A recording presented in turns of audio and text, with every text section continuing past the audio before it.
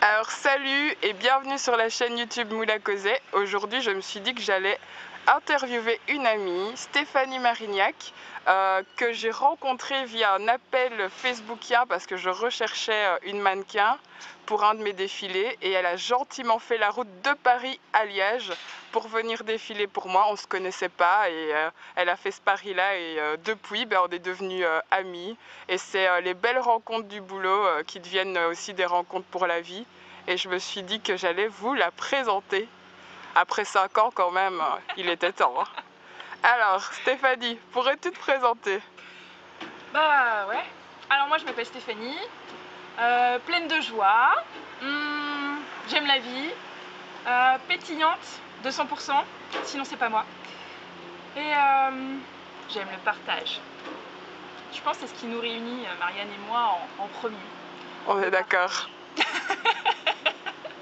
Bah, le partage de tout, hein. Et t'as quel âge? Parce que tu te présentes pour tes bons côtés et tout, tu te vends bien, mais t'as quel âge? Ton parcours c'est quoi? Alors il y a des gens qui disent que je suis jeune, il y en a d'autres qui disent que je suis vieille, à vous de juger. J'ai 29 ans.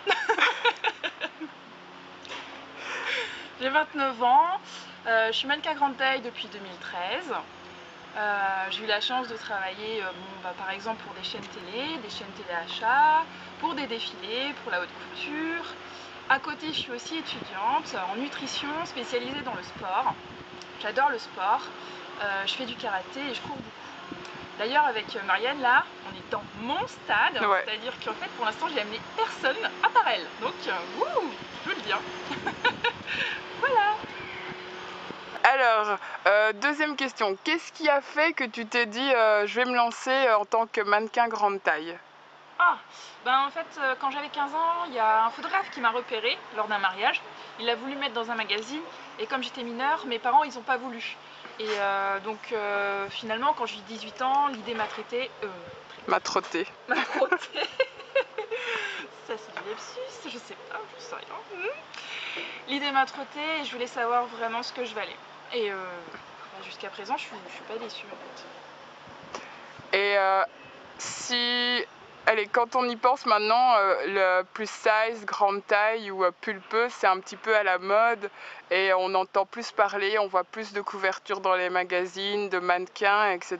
avec Ashley Graham par exemple. Comment tu le vois au niveau français, comment c'est accueilli dans le milieu de la mode? Est-ce que tu trouves que c'est fort? Tu vois qu'il y a du renouveau, qu'il y a un élan pour mettre en avant ces mannequins plus diversifiés? Honnêtement, j'ai l'impression que c'est assez frileux en France, quoi. C'est-à-dire au niveau de l'état d'esprit, ils tatillonnent assez sur, au niveau des téléspectateurs, j'ai envie de dire. Ça commence à bouger un peu. Il y a une chaîne par exemple qui s'appelle QIC pour qui j'ai travaillé, qui travaille toujours là en France et ils font travailler des mannequins grande taille. Il y a eu par exemple M6 avec Belle Toute Nue où j'ai pu travailler en tant que mannequin aussi.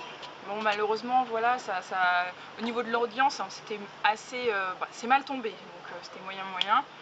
Et c'était constant donc ça allait, mais pas suffisamment on va dire pour tenir le projet. Alors c'est un beau projet parce que ça parle de l'acceptation de soi, mais je vois pas encore vraiment des filles au niveau des magazines pulpeuses, rondes, grosses, faut pas avoir peur des mots quoi. Et t'aimerais bien, parce que moi je trouve que ce qui me fait te poser cette question-là, c'est que je trouve qu'il y a un côté cantonné à deux tailles. Par exemple, en France, au niveau de la mode standard, c'est fort les 36-38 qu'on met en avant, non plutôt les 34-36 qu'on met en avant. Puis pour les plus size, j'ai l'impression qu'ils se cantonnent aussi à que deux tailles 42-44, comme si pour une appellation, il n'y avait que deux tailles possibles, comme si cette morphologie se cantonnait à ces deux tailles-là, alors que je trouve que dans le monde, l'univers anglo-saxon, il y a plus de diversité de morphologie et de taille. Et ça te fait quoi de voir ça? Tu te dis, si je veux percer, il faut que j'aille en Angleterre, il faut que je... Alors en fait, ce que j'ai pu remarquer effectivement, c'est que la taille 32 est réservée à la haute couture. Après, il y a des créateurs comme moi, j'ai pu travailler avec un créateur japonais. J'ai eu cette chance-là. Donc en fait, je me dis tout est possible, tout dépend de la personne en elle-même, qu'est-ce qu'elle veut passer comme message, de quelle manière le véhiculer.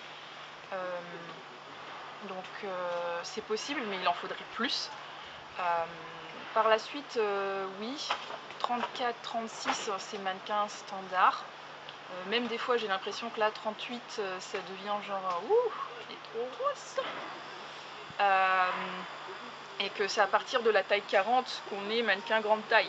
Donc ça fait assez halluciner les gens quand j'en parle en fait.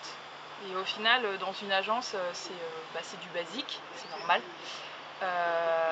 Et ouais, j'ai envie de te dire, tu vois, moi par exemple par rapport à mon agence, ils m'ont clairement dit, les jeunes filles, enfin en tout cas les femmes qui travaillent, c'est du 42-44 quoi. 46, t'es dans la base de données, mais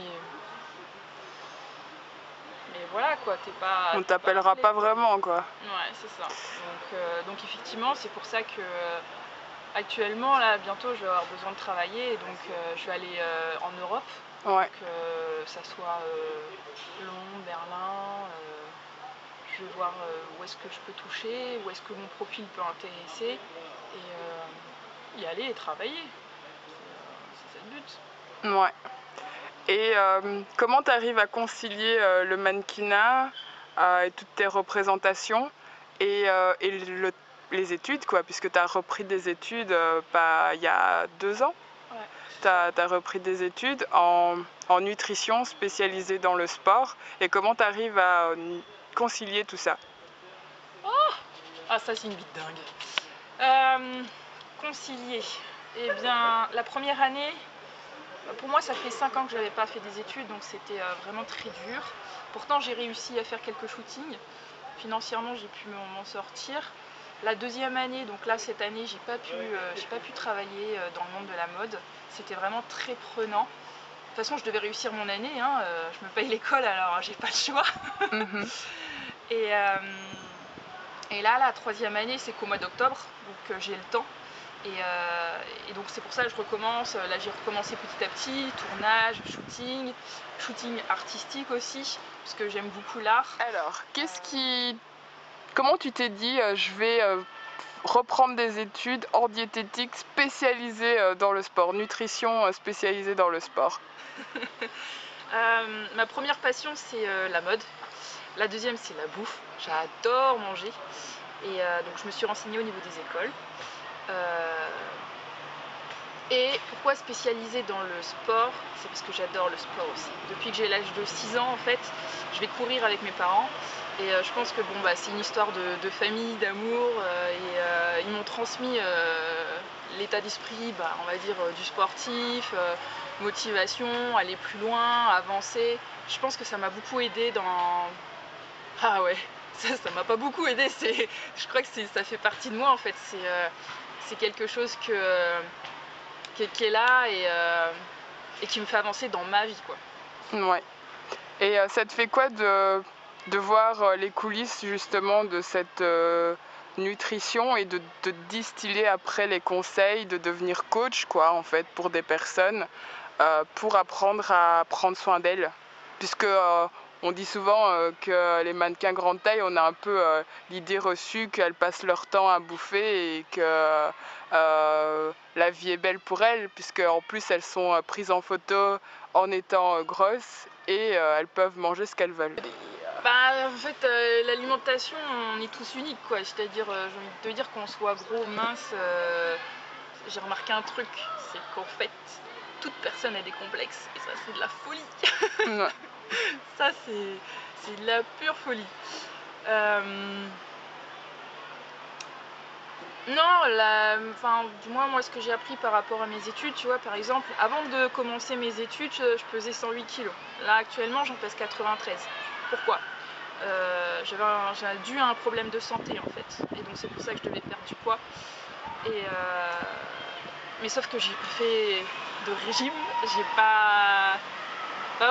j'ai pas genre mangé la petite pilule XLS là ou un truc dans le genre. J'ai juste mangé de tout sans excès. Alors cette phrase, elle est peut-être bateau, mais par contre, elle est super compliquée à faire. Genre, au début, je mangeais la tablette de chocolat, tu vois, et petit à petit, en fait, au lieu de manger toute la tablette, j'en mangeais la moitié. Enfin, tu vois, je me suis dit, en fait, le truc, c'est qu'il faut rien supprimer. C'est simplement que quand tu as l'habitude, j'ai envie de te dire, par exemple, de manger 3 Mars, au lieu d'en manger 3, t'en manges 2. Ça va pas te changer, et en plus de ça, tu vois, t'as pas de restriction cognitive, ou dans le sens que quand, quand tu l'as envie et que tu te restreins, ton corps là, quand il va voir la chose, là, regarde, puis après ça va être oh non, mais je me sens pas bien, oh là là, mais qu'est-ce que j'ai fait? Puis il y a des gens qui peuvent vomir ou autre, c'est le côté, le rapport avec le corps, avec soi, avec l'acceptation, avec la société aussi qui montre des choses photoshopées, qu'on précise pas forcément, tout ça. En fait, ça joue énormément sur les jeunes filles de 15 ans ou même en tant que femme, quoi. Donc, il y a des hommes aussi qui sont complexés en fait. Et par leur ventre ou voilà. Ou même par leur taille. Et toi, t'aimerais bien travailler dans quoi par la suite? Continuer à avoir la double casquette mannequin, nutritionniste, sportive. Comment tu vas arriver à concilier encore une fois tous tes métiers comme ça, tes passions? En fait, je sais pas trop. C'est-à-dire que moi, mon objectif, c'est que quand j'aurai fini mes études, je vais travailler dans une structure sportive en Suisse. Pourquoi la Suisse? Parce qu'en fait, t'as le côté lac, côté montagne. Bon, après, comme partout pareil, t'as avantages, inconvénients. Mais une structure sportive, en fait, j'ai pu faire la connaissance de jeunes filles qui étaient anorexiques, bulimiques. Et c'est le côté vraiment prise de conscience. Après, voilà, j'ai pu travailler avec des gens qui voulaient perdre du poids, j'ai pu travailler avec des gens qui voulaient prendre du poids, enfin du moins prise de masse, faire des compétitions. Il y a des gens qui veulent simplement savoir au niveau de leur équilibre alimentaire comment ça se passait, etc. Travailler sur les idées reçues aussi au niveau de l'alimentation. Comme quoi, en fait, il n'y a aucun aliment qui font grossir, c'est la quantité, comme on dit si bien. En fait, il y a pas mal de travail à faire et je veux concilier en fait le côté artistique et le côté alimentation, nutrition. Il y a tellement de choses à promouvoir, à mettre en valeur, on va dire, pour que les gens prennent conscience, que ça soit moins tabou aussi, que... Ouais, c'est vraiment ça, c'est un objectif que je me suis donné et que je me donne vraiment à fond, quoi. Voilà, on arrive à la fin de cette interview. Merci beaucoup d'avoir répondu à mes questions, Steph. Et qu'est-ce que tu as à dire pour conclure et où on peut te retrouver sur les réseaux sociaux ou quoi, un site internet ou quoi, pour que les gens après t'avoir découvert ou revu puissent te suivre? Bon voilà, ça c'est pas compliqué, c'est mon prénom Stéphanie, puis ensuite mon nom de famille Marignac. Moi je l'appelle M-A-R-Y-N-I-A-K. Voilà. Et surtout, une chose super importante, le truc à faire, c'est kiffe ta vie. Parce que personne ne le fera à ta place. Voilà, n'oubliez pas de liker la vidéo et de nous donner vos commentaires et impressions sur cette interview et sur les sujets abordés. Vous savez bien que j'aime bien ça, discuter avec vous par la suite. À la prochaine, bisous!